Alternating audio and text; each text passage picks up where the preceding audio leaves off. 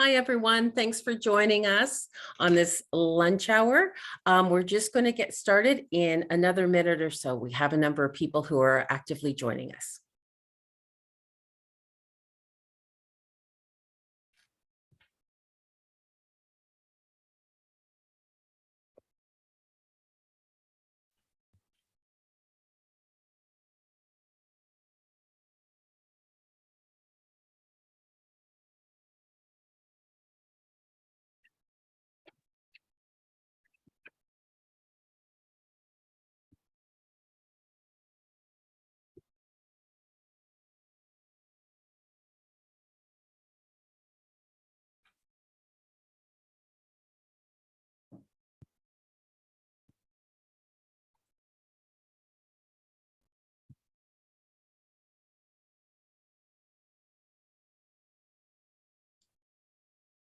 Okay, my time has turned to 12:02.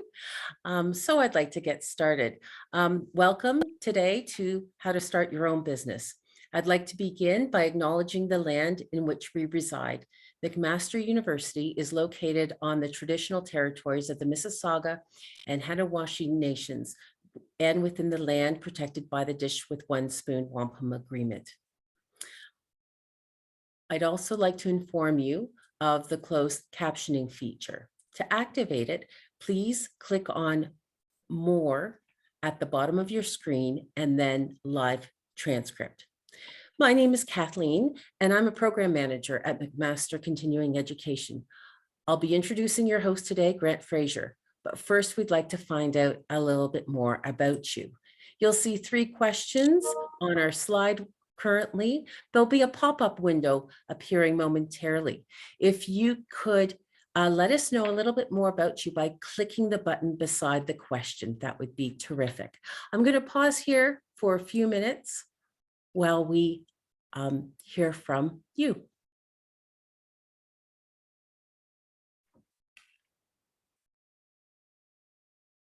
I hope everyone can see the poll now.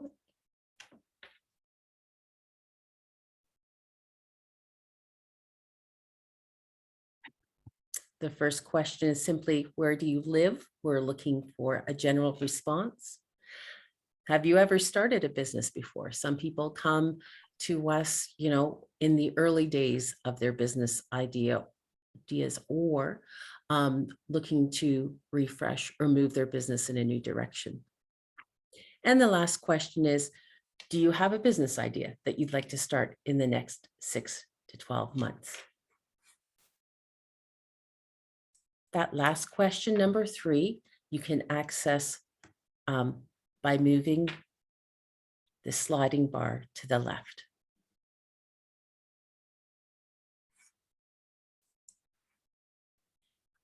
Now, this feature on Zoom won't let me vote, so we will close the poll and we can quickly have a look at where people are coming from. Not surprisingly, our loyal following in Ontario, great to see. I'm excited that we're reaching all the way out to the West Coast, fantastic. And also Quebec, Central, and our East Coast friends. This is terrific and very exciting. Wow, we have quite a few people with us that have started a new business. Or started a business at some point. This is terrific. And lots of people with ideas as we see in number 3. So I'm so excited that you're here and you get to meet with Grant. Grant is our instructor for the Start Your Own Business micro-credential at McMaster. He started his career in the financial services sector, having worked with the Bank of Montreal and the Royal Bank as a business account manager. He is a successful entrepreneur, having started and sold numerous businesses in the last 30 years. Grant has his master's in education from Brock and his MBA from Ivy. He's been teaching entrepreneurship at McMaster for the past 6 years. Welcome, Grant. Thank you, Kathleen. Well, welcome everybody. It's great to be with you today. Our hour is going to go by pretty quickly, so I thought what I would do is provide you with a little bit of some background about myself and some of the things that I've done in the past, but I want to get through that fairly quickly and then get into my presentation, which is entitled The Top 10 Things Every Entrepreneur Needs to Know, and then make sure I leave enough time for Q&A. So as I said, the hour is going to go by fairly quickly. So glad to hear that there's some interest among the group here, that people that have started a business and want to start a business. I think we have about 60 participants today. So I'm really pleased to be speaking to all of you. So my name is Grant Fraser, and I've been an entrepreneur for most of my life. But as Kathleen said, I actually began my career working for the Bank of Montreal, and realized quickly that I felt for the person on the other side of the desk coming in for a $50,000 or $100,000 loan. So I went back to school and ended up working for RBC for a few years, and realized that banking wasn't for me, but it certainly provided me with a good foundation to start my own business. So my journey has been like this winding road, ups and downs, twists and turns, but I wouldn't change it for the world. So when I left RBC, my first, and I should back up by saying I'm going to talk about 3 businesses that I have started and have sold. I'm still running a few businesses today. I still have my own business, but I'm not going to get into that much detail about those today unless someone asks. But the 3 businesses that I'm going to refer to over the next few minutes are businesses that I started because I identified an opportunity or was trying to solve a problem at the time.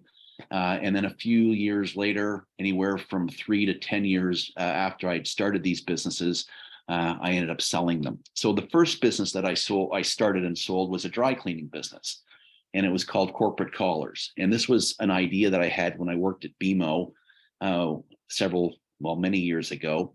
And back then, in a corporate setting, jackets and ties, suits, blouses, skirts, that was the business attire that was expected to be, that you were expected to wear in a corporate setting. And a lot of the account managers and executives that I worked with, they would have to leave our office at a certain time in order to get to their local cleaner, so they had clothes the next day to wear to work. So the idea that I had was, well, why doesn't someone come and pick up your dry cleaning needs rather than you having to rush off and get somewhere, say, before 5 or 6 p.m. Now, what I just described might not sound like it certainly wasn't a rocket science type of idea, but it was an issue. It was a problem that people were having to deal with every day. And my solution was pretty simple. I just reversed the way things are done. And instead of you going to your local cleaner, the business that I started flipped that thinking around, and we went in and picked up your dry cleaning order and brought it back to you next day. So I tell this story today, and now we have Skip the Dishes and Uber Eats, and there's so many things that come to our doorstep. You can get groceries delivered, you can get your car delivered, you can get picked up at your doorstep. So it's interesting how the businesses have evolved over time. And I look back, and this was something that I was doing 25 years ago. So that was my first real entrepreneurial endeavor. I did that for several years until someone decided they wanted to purchase it from me, and so I decided to sell it. The next business that I started was a publishing business, and I totally pivoted from banking, from dry cleaning, and found my way into the world of golf. So what you see on the left was a publication, a book that I wrote many years ago, highlighting the best public golf courses in Canada. And that evolved into Golf Access, and I started a publishing business because my publisher decided they didn't want to work with me anymore. So they gave me all my files back, and rather than closing up shop and picking up my baseball and bat and going home, I thought, you know what, I can do this myself. So I put together an editorial team, found a printer, and next thing I knew, I was in business for myself with this Golf Access publication, which I did on my own, well, really in partnership, but for the most part, I was doing most of the work myself with the help of a partner. But we did this together for 10 years, and then ended up selling the business to someone who made us a great offer, and that was that. Sold that one reluctantly, but in hindsight, glad that I did. And the business on the right, the Golf Management Institute of Canada, still exists today. And this was an online school that I started to address the need of adult learners not being able to physically go back to school due to family commitments, work commitments, etc. So again, just like I did with my dry cleaning idea, I brought education into the homes of adult learners. And again, today with Zoom and everything, distance learning platforms that exist today, you're probably thinking a big deal, but in 1999, this was revolutionary. So I'm proud to say that the program is now in McMaster's hands. I turned the program over to McMaster in 2017, and I've been involved with McMaster in various capacities since, in addition to teaching still in the golf management program at Mac. I have the good fortune of teaching entrepreneurship at McMaster as well, and being able to make presentations like this one today. So that is a quick overview of my entrepreneurial past, and the lessons that I learned from these businesses and the businesses that I still run and own today. A lot of the things that I know now are things that I learned way back when, and have enabled me to be a successful entrepreneur. But it all starts with having an idea. So let me begin now and jump into my top 10 things that every entrepreneur needs to know. So the first part of this, number one, is, do you have an idea? And if you have an idea, what do you do with it? So every business that exists today started somewhere. And I'll add to this by saying, not only does it start with an idea, the idea probably evolved or started because someone identified a problem in the marketplace. And that's the number one question that I'll lead off with by asking you, what problem are you trying to solve? Every business that exists today started because someone had the courage to solve a problem. And I have a few examples to show you in just a moment. So it all starts with an idea. And do you have an idea? And one thing I'll say about ideas is that if it's an idea that keeps nagging away at you, it's something that you continue to think about all the time, I think it's worthy of giving that idea some consideration and seeing if it has any merit.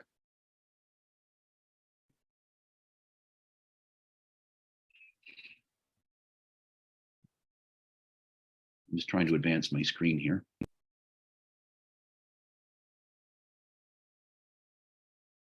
So after you've identified a problem, come up with an idea, the next step is to assess your skill set. So what knowledge and experience do you have? And you'd be surprised at how much knowledge and experience you do have, whether you worked like I did at a bank, and you built some sort of a foundation in finance or in marketing or in social media, and you need to recognize and identify the skill set that you have, because if you're a good marketer, then you can put those skills to work when building your business. If you're a numbers person, then putting together budgets and financial forecasts will be important. So step back and assess your own skill set. What knowledge and experience do you have? Do you have a burning passion or hunger that doesn't go away? And unfortunately, I've selected two entrepreneurs who, I mean, I think in a subsequent presentation, I've replaced this slide here. But Zuckerberg and Steve Bezos, I have to give them credit. They are certainly successful entrepreneurs. They identified a problem. They built successful businesses because they were passionate about what they were doing. And and now it's Meta, of course, but Meta and Amazon are still successful businesses today. But the point is, do you have a burning passion or hunger that doesn't go away? And if you do, you're on to something. And it's important to listen to your inner voice, listen to your heart, listen to your head, because that makes a difference. Having that fire in your belly will carry you through some difficult times. And I'll get to this. I'm going to talk about this in a moment, but it has to do with believing in yourself and believing in your idea. I had a colleague of mine ask me, "Do you think about your business 24/7?" That's what he asked me. And he was referring to the Golf Management Institute of Canada. So when I started the GMIC back in 1999, I couldn't stop thinking about it. I'm making notes, I'm scribbling. And I don't know if you've heard stories of entrepreneurs actually writing things down on a napkin or on a sheet of paper, but I can remember exactly when and where I first sketched out my idea to launch the GMIC, and it was on an airplane on a napkin. I was flying from Toronto to Phoenix, and I'm sitting there for 4 hours mapping out my vision for the GMIC. And once I started doing that, I never looked back, never turned back, because the burning passion and that hunger, it never went away. And here I am in 2022, and I'm still passionate about the GMIC. The partnership that we have with McMaster has taken it from being good to great, but there are other things I'm doing in the golf industry by way of the GMIC that still ignite things within me. And I think that's a good thing for me personally in 2022. So do you have a burning passion or hunger that doesn't go away? Does your idea constantly whisper into your ear things that you want it to do?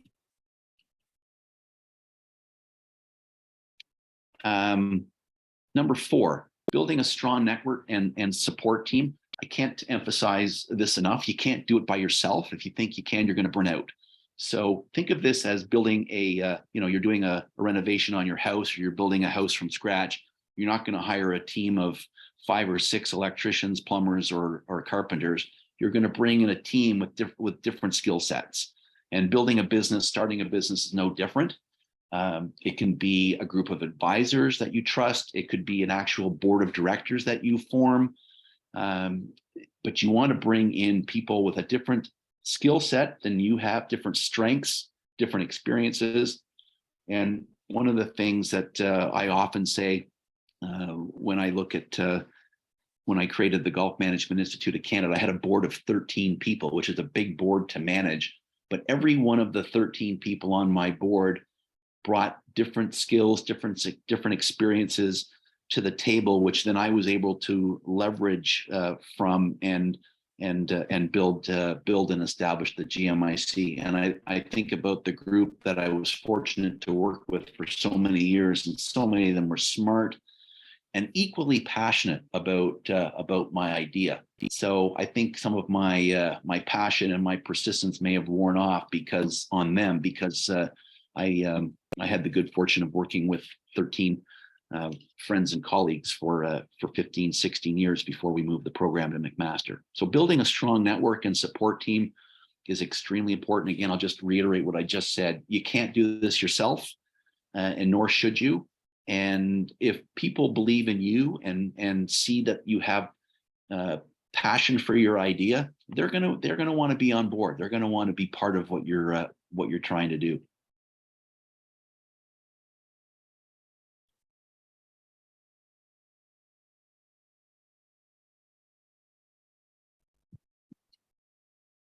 Okay, sorry. So I apologize for jumping around here.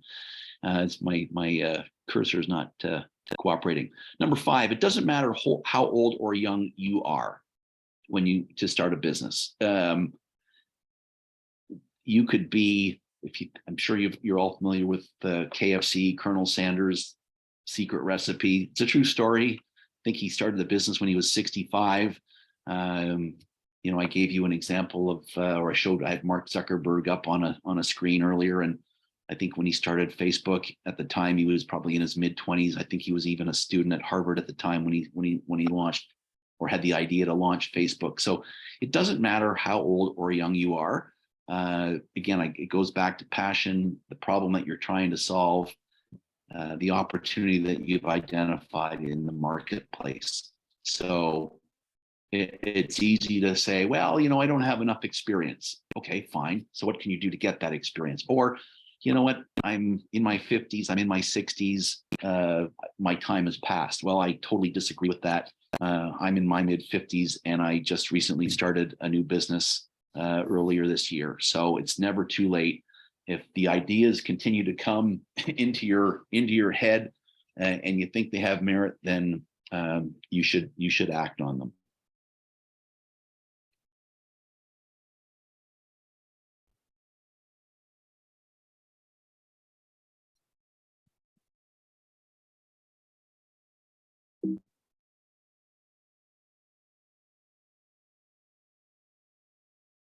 Number 6, it's okay if you don't have all the answers. You never will. And that's I suppose that's the beauty and the challenge of being in business. We're not talking about solving a mathematical problem. This isn't a solution that you'd come across in physics for any of you that have a science background. There are no perfect answers in business. You have to gather as much information as you can and make informed decisions based on the facts that you have.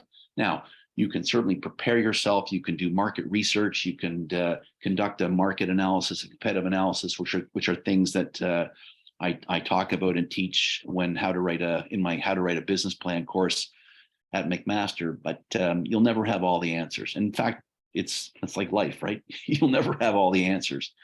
So if you think that you need more time to figure out this, or if you're not if you're a little uncertain, that's okay, because you're never going to have perfect information. So don't sit back and think, well, I need to wait because I need to get more facts, more details. I mean, continue to move things forward, continue to ask questions, do market research, questionnaires, surveys, going for a walk into a restaurant and testing out and trying a sample of something that you're looking to start, whether it be food or clothing or whatever it may be. And all of that can help you or will lead you to making your decision as to whether or not you want to move forward.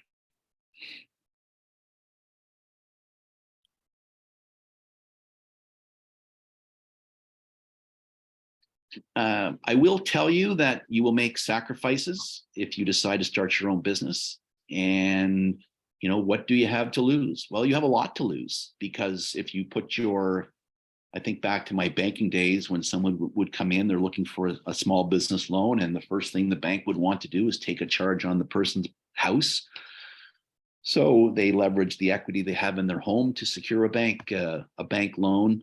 Or overdraft protection or a line of credit, whatever it may be. So you will make sacrifices. So on a professional level, maybe you're thinking, I have this great idea, but I also have a good job.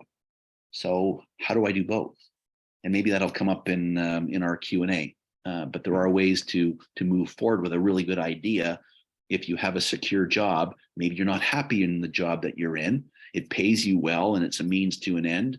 But there are ways to stay where you are and get a business off the ground. And I certainly can say that from experience, because that's how I started Corporate Collars. I started my dry cleaning business when I was working at RBC.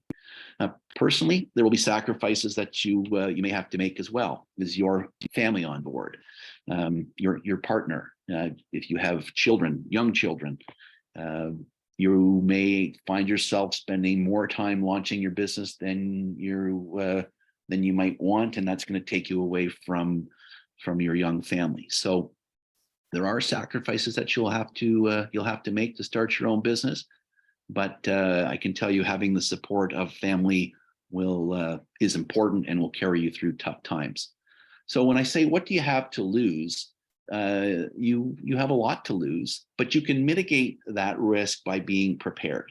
So one of the things that I teach is how to do a market analysis, understanding the market that you're going to compete in, knowing who your competition is. And if you recall, the first question I asked you to think about was, what's the problem that you're trying to solve? And the next key question that I tell entrepreneurs, or that I'll ask entrepreneurs to answer is, okay, so you've got this great idea. So what's going to set you apart? What's your competitive advantage? How are you going to be better than your direct competitors? And is the competitive advantage that you've identified, is that sustainable over the long term?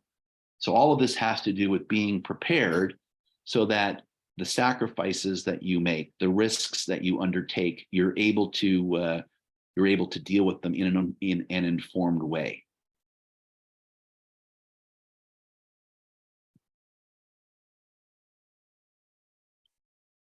There's never a perfect time to start a business.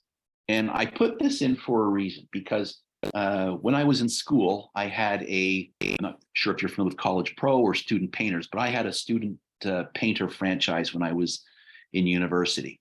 And I can remember the owner during a training session making this point. He stood up and he said, we started Student Painters in the early 80s during a time when interest rates were high, the economy was poor, but we decided to start the business anyway. And to this day, Student Painters, the Student Painter brand still exists. So the owner, the founder of Student Painters, this was a comment that he made to our group many, many years ago. And he's right. There's never a perfect time to start a business. So 3 years ago, if I was doing this presentation, I wouldn't even know what COVID is. So here we are now in 2022. We've just gone through a pandemic, and now we're dealing with high inflation. We're dealing with a lot of uncertainty. They're talking about a recession going forward because interest rates are rising. And sure, you could say, well, I'm not sure about the economic climate going forward, so maybe I'm going to wait. And that's there's nothing wrong with that. But if you're waiting for 2023 or 2024 to be that moment in time when that's your anticipated start date, maybe that's too late, because maybe someone has the same idea that you have right now, and if they're not going to wait, and they're going to get a jump on you because they decided, you know what, now is the right time for me. So only you will know, only you know yourself when the time is right. Because in addition to, and I'll call the macro environmental factors like interest rates, unemployment rates, the overall condition of our economy, those are things beyond your control. But the things that you can control, the things that have to do with your personal situation at work, at home, that will dictate to you when the right time is to start your business.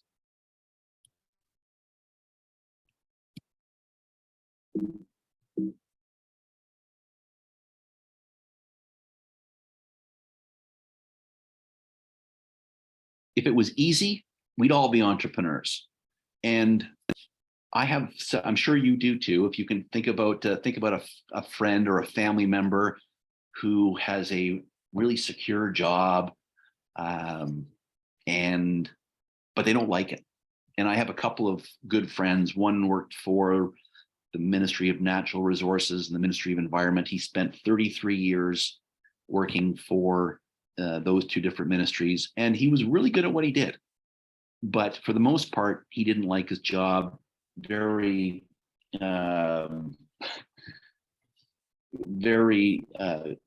constrained in what he was able to do, and quite often he would complain to me about the work, the people that he worked with, and if I could only figure out something else to do. And I said to him, well, so why don't you? And I think the bottom line for him was that he just didn't have I don't think he was willing to take the risks associated with being an entrepreneur. So he was in a government job with a good pension. So he stayed, and that's where he worked for 30 plus years. Another friend of mine worked for Pepsi, and he was a director of finance at Pepsi. Smart guy. And after 17 years, he was downsized, caught him off guard, and loves to talk about finance and personal finance and financial planning. And I said to him, why don't you start your own financial planning business? And because he certainly could. Well, he never did. And I think for the same reason my other friend decided to stay where he was. My Pepsi friend just wasn't cut out to be an entrepreneur. Too much risk, too much uncertainty up front. But could he have been a successful entrepreneur? I think so. He just I just don't think he felt he was cut out for it. So if it was easy, we'd all be an entrepreneur. And you know, these stories you hear about entrepreneurs having lots of time off to travel and do whatever they want. I can tell you that if that is the case, it has happened because that entrepreneur has worked hard for the past 20, 25 years. And now that, now that they are successful, they have a bit of time where they can spend traveling or doing whatever they want to do. But, 40, 50 hours a week when starting a business, I can tell you from experience, a 40-hour week. I don't recall working 40 hours a week when I was starting my businesses. It was I won't say 24/7. That's an exaggeration, but I don't even know how many hours a week I worked, but I didn't work 9 to 5. That's for sure. Now, the last slide that I'm going to show you once my screen moves for me has to do with belief in yourself. And I will tell you that as an entrepreneur with an idea that you're thinking of starting, you are going to get pushback. Some of your closest friends, maybe a family member, maybe your spouse, your partner will say, what are you thinking? Like, that's just a terrible idea. Why would you do that? So personal experience, I've got this great job at RBC. I'm in my mid-20s, making good money, and I tell my family I'm quitting. I'm going to go start a dry cleaning business. And I'm going to go around and pick up people's dry cleaning. Yep, that's what I'm going to go and do. And I know my parents thought I was nuts. Fortunately, I was single at the time, so I didn't have a family to deal with.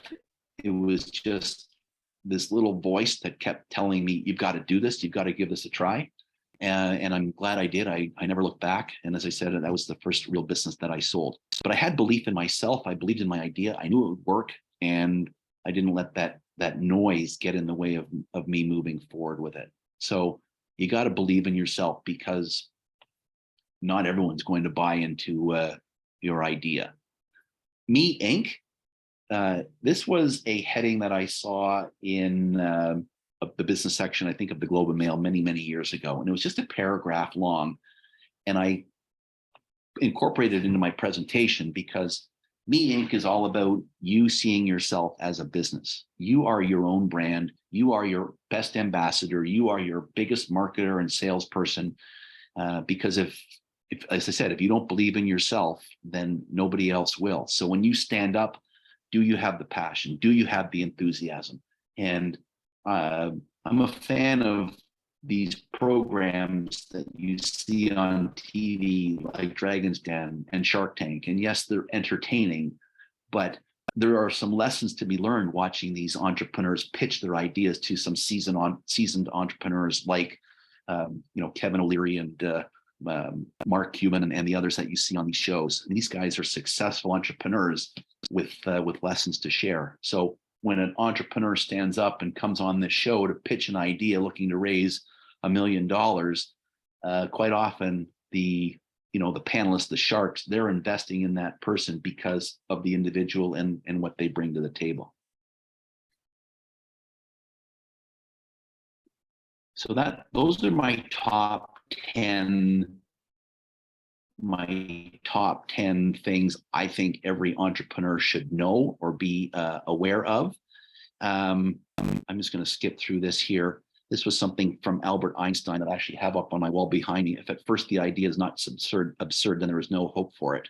So if you think about this for a moment, all of the best ideas that we take for granted today probably were criticized, considered to be a little bit out there, out of the box. This isn't going to work. So if what you're thinking seems a little strange or different, that's okay. That's okay. And then the ultimate question that you have to ask yourself is, so do I want to do this or not? Do I start my own business? Yes or no?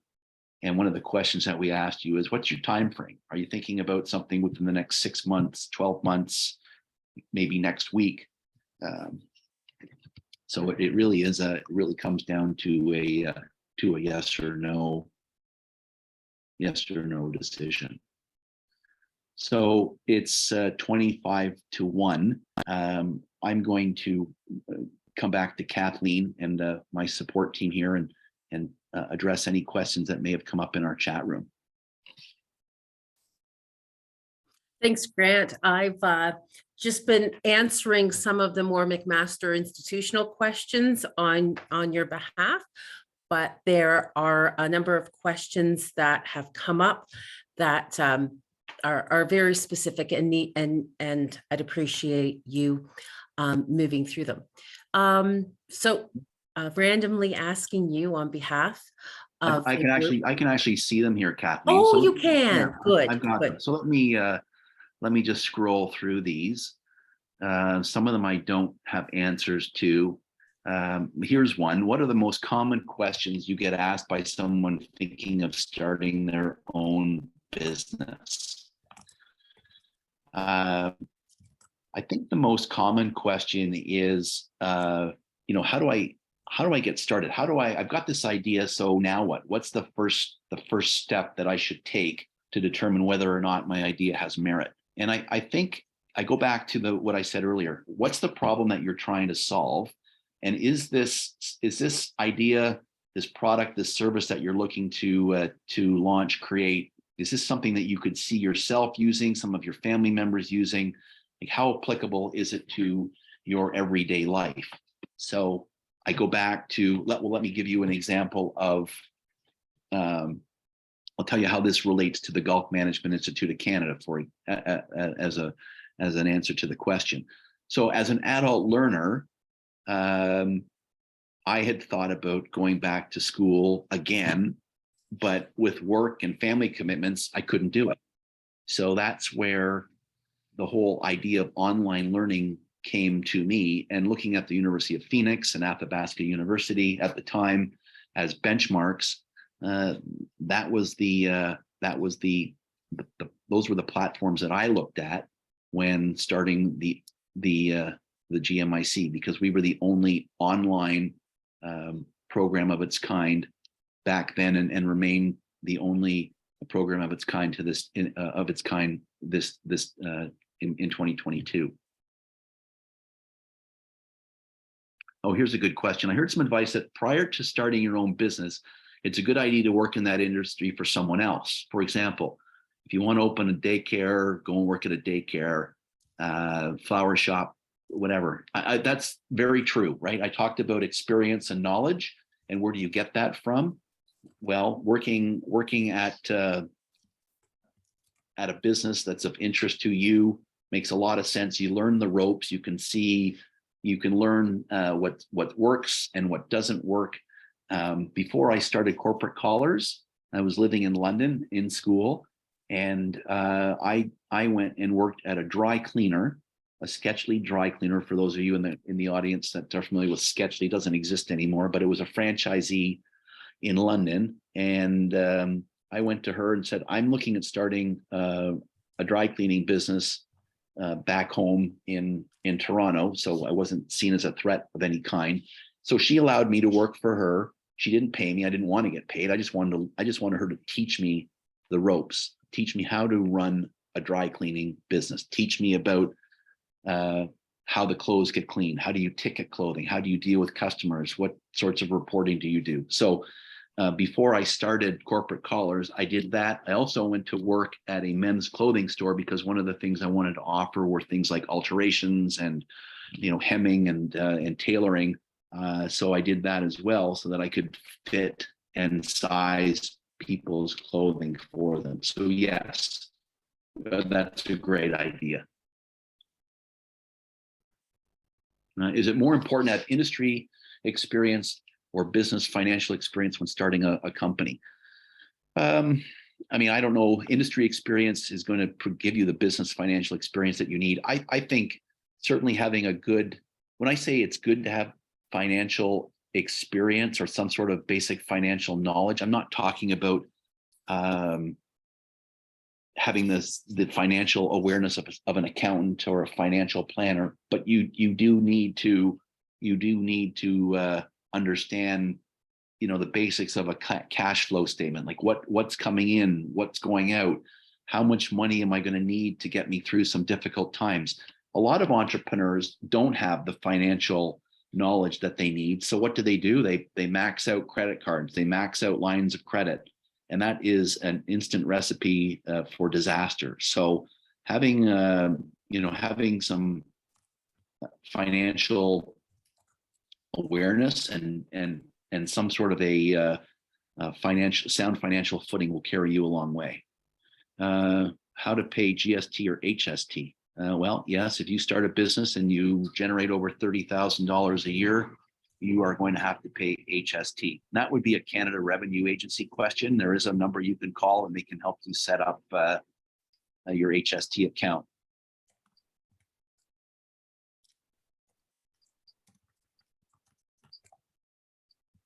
Here's a good question. If you don't have any passion ideas, any thoughts to buy an existing business? Well, I would answer that question by, I mean, you could buy a business because you think it's going to be profitable, and maybe your exit strategy is to sell it in 3 or 4 years' time if you made it, if you added value to it. Sure, I mean, that's a very objective way of becoming an entrepreneur. But I think the passion part is important. I wouldn't, I'm not so sure I would invest in a business if I didn't understand it, but also wasn't passionate about it.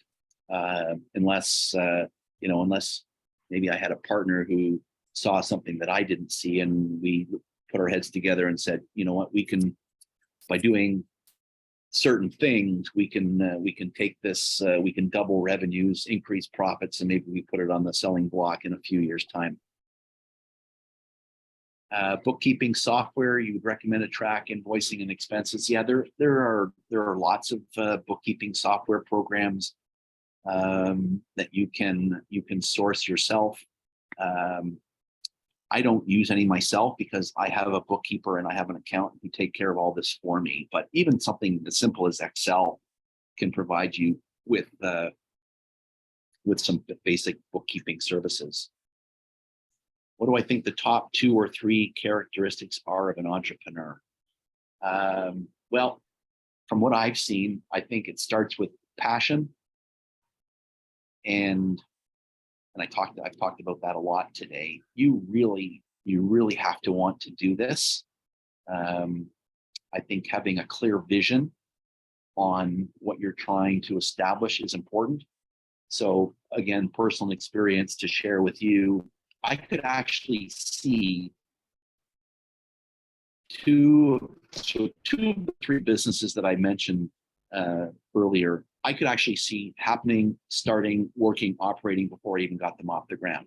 So with corporate collars, I knew exactly how this was going to work. I could see it. In fact, I even had the logo designed in my head before it actually appeared on paper. And then same thing with the Golf Management Institute of Canada. I could actually see how this was going to work. I could actually see who my target market or my primary customer was going to be, my adult learner. I knew exactly who they were and what we were going to do. So I think having passion, having vision, having some knowledge about what it is you're trying to do, those are things that an entrepreneur must have. If it's a retail business, do you advise being an authorized retailer or just buy the products and sell to customers? I'm not really sure what's being asked there. But when I think of retail, I think you can, I think part of your distribution has to be online. So bricks and mortar, when you get into a scenario like that where you're paying rent or you have a lease agreement, that's kind of old school, my way of thinking. I think there's so many successful online businesses today that that you can start a business quite easily by building a really kick-ass website with good, when I say B2C, I'm talking about business to consumer capability, where simply provide a credit card or some sort of a payment processing platform where you can sell and distribute your products online. Yes. What are the 2 F's every entrepreneur must come to grips with? So when I talk to entrepreneurs or young entrepreneurs, aspiring entrepreneurs, older entrepreneurs, I'm often asked, or I often hear 2 things, and I refer to these as the 2 F's. So the first F is fear. And fear is a natural emotion. When you're dealing with uncertainty in anything that we do in our life, you're going to be fearful. So it's a big deal. You're taking on quite a bit of personal risk if you decide to leave a good paying job to go and start a business. So there's the fear factor, and it's real. So I think the way you overcome fear, like everything else, is to confront it. Yeah, and this makes me nervous. And if you're nervous, then that's a real emotion, and you deal with it. But the other F is an F that I will ask entrepreneurs to remove from their vocabulary, and that's failure. So if you start something and it doesn't quite go the way you want it to go, I don't want you to think of that as a failure. It's not. You have you've had the courage to try something, and you can certainly learn from the maybe their mistakes, but the experiences that you had to make you a better entrepreneur going forward. So there's nothing worse than sitting in an interview, and I can recall being asked this question many years ago: what are your, tell me about your biggest successes and some of your worst failures? And I don't dwell on things that didn't go as I had thought. And I don't, so if I were to be asked that question in an interview, I would call the interviewer out on the way they asked me the question, because you don't want to, you want to remove failure from your vocabulary. They're learning opportunities to make you a better business person, a better entrepreneur. Who is the right person to help a builder write down their business plan for investors, especially when it comes to prices and stages that the house goes through? Well, I would, I don't know if you deal with a bank, but maybe an account manager who's familiar with real estate might be able to help you. But one of the things that I do is I teach entrepreneurs how to write a business plan. And a business plan is a process. And regardless of your idea, whether it's to build a house like this person is asking, or if it's to start a dry cleaning business or a flower shop or a car dealership, it doesn't matter. The questions that I would ask and the process that a business plan leads you through, it's the same regardless of your idea. So it begins with understanding the market, the competition, understanding what sets you apart, how the business is going to operate, what the financial model looks like, what your implementation strategy is, how are you going to market it. All of these things are relatable to any business idea. So I'm not sure I answered the question specifically when it comes to pricing and stages that a house goes through. I would, having gone through a renovation myself recently, just make sure you've got a good contractor and someone that you can trust.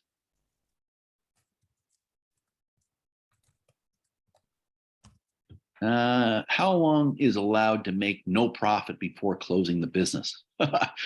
Well, I guess that depends on a few things. One, how much equity do you have in the business? What are your financial reserves? Some businesses will take longer than others before you at least break even.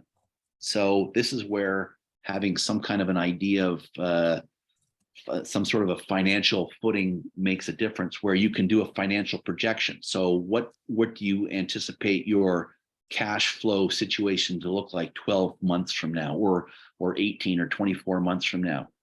But I will say, knowing when your break-even point will be is very important, and knowing when you think you are going to be profitable is very important.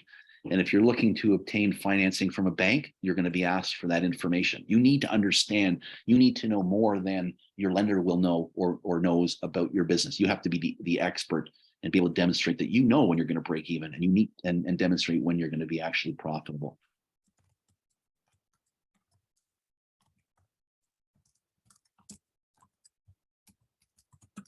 I have zero knowledge about businesses, but an idea came to mind. If I want to buy a franchise of anything, is that profitable? Looking for recommendations. So that's something that I talk about in my one of my entrepreneurship lectures. Is, you know, a franchisee is very much an entrepreneur. So if you're a Tim Hortons franchisee, or if you own a Canadian Tire or a Keg, for example, I have a friend that owns a couple of Keg restaurants. He's very much an entrepreneur. He just happens to have bought into a business model. And you know, you think about Tim Hortons or Subway, you pay a franchise fee, you pay royalties, but you are buying into a proven business model. So if you're looking at a franchise, one of the things that I would recommend that you do is check out the financial well-being health of the franchisor. So I mentioned Sketchly Cleaners to you a few minutes ago, and I considered buying a dry cleaning franchise. I considered buying a Sketchly franchise years ago instead of going out and doing my own thing. And I can remember asking for the financials of the franchisor, and they wouldn't provide them. And Sketchly Cleaners doesn't exist today, and there might be a reason for that. So, you know, McDonald's and Tim Hortons, sure, you're not likely going to encounter any problems. But if you were to invest in a dog walking franchise, or if you were to invest in you know, a relatively unknown name, you want to make sure that you check out the financial health of the franchisor, and don't be afraid to ask tough questions. And if they're not willing to share that information, that's a red flag.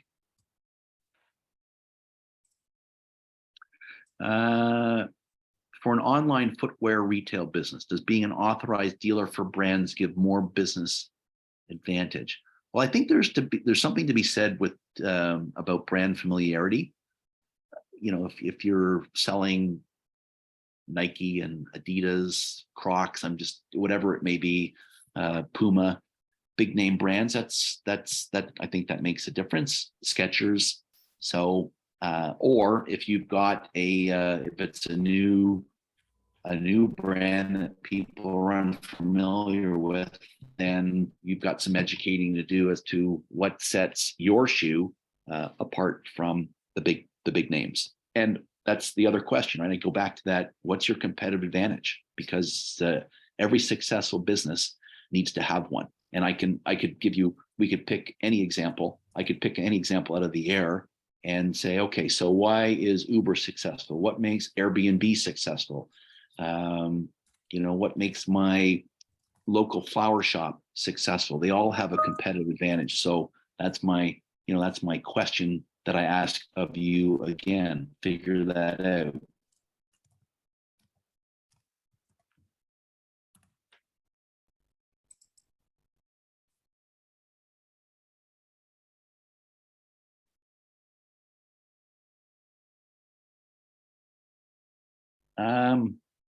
One of the questions that I'm asked often is, do I have what it takes to be an entrepreneur? And my response to that question is, absolutely. You certainly do. So I referred to a couple of friends of mine who I didn't think, or who just decided not to go down that path. But if you're thinking about it and you have an idea, don't let anyone get in your way and tell you can't do it. So you can go through and do all these personality tests. You can take online surveys about entrepreneurship, but I think we all have the capacity to be an entrepreneur. We all do. If there's an idea that you have, if there's something out there that you think you can do better, then you absolutely have the capacity to be a successful entrepreneur. Grant, I'm going to give you the 5-minute warning. Okay, We're almost at time. okay. I've had a number of questions that I've also been trying to respond to, and I believe Hanel's ready to send out through the chat for anyone who would like a link to your course, a link if people want to subscribe to our emails. And if you didn't subscribe to register for this, I would highly encourage you to do that. I really want to thank everyone for coming out today. Grant mentioned that we were expecting 60 people, and currently we have 70, I think. And Grant also mentioned before this that he would be happy to stick around for a little while after after the hour, if anyone had some burning questions that they didn't feel got asked. So we're doing our best to get to all the questions. Sorry, Kathleen, sorry, Yep. Kathleen, there are some questions I have not answered, so I Yes. apologize if I didn't get to your question. I'm happy to, as Kathleen said, hang around a little longer if you would like. Do I have a couple minutes just maybe to talk about our program in entrepreneurship before I turn it over to Hanal? That would be terrific. Thanks. Yeah, okay. Thanks, Kathleen. As you can see, I'm not the marketing person in this. Yeah, we probably should talk about the program. I feel like I feel like I've covered a lot in a short period of time here, but one of the things McMaster offers is a program in entrepreneurship, and I've been involved with this program from the very beginning, and we've just gone through a big rewrite, and it's now entitled How to Start a Business. And what I do over 12 weeks is I walk you through the various phases leading up to the development and creation of a business plan. So as I said, it is a process. And if you have an idea that you're looking to explore, I think it helps to put pen to paper and building on your idea and sharing some of my experiences with you. Think of it as a 12-week mentoring program where I work with you, helping you get to that go, no go, yes, no decision with the idea that you're thinking about. So we're going to post information for you in our chat so you can see how to register. And in the meantime, can I, if you want, you can post my email address. So if anyone has any specific questions about the program or their idea, by all means, I'm happy to spend some time with you or answer your question by way of email.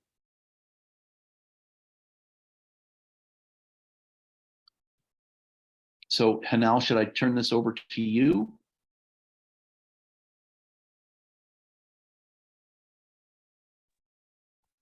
Kathleen? Sorry, I'm busy posting away. Okay, all right, great. Yeah, I think Hanel was just going to be providing the links, and I can do that as well. So I'm just gonna thank you for the offer of allowing us to send people to your email address. I will get that up, and I will also get the link to the course up and our subscription channel for anyone. Okay, we're close to 1 o'clock. So I wanted to thank everyone for your time today. I hope you found this informative and motivating. And if I've lit a fire or nudged you towards starting your idea, then for me, mission accomplished. So I wish you all the best in your entrepreneurial journey, and hope you bring your idea to fruition at some point in the future.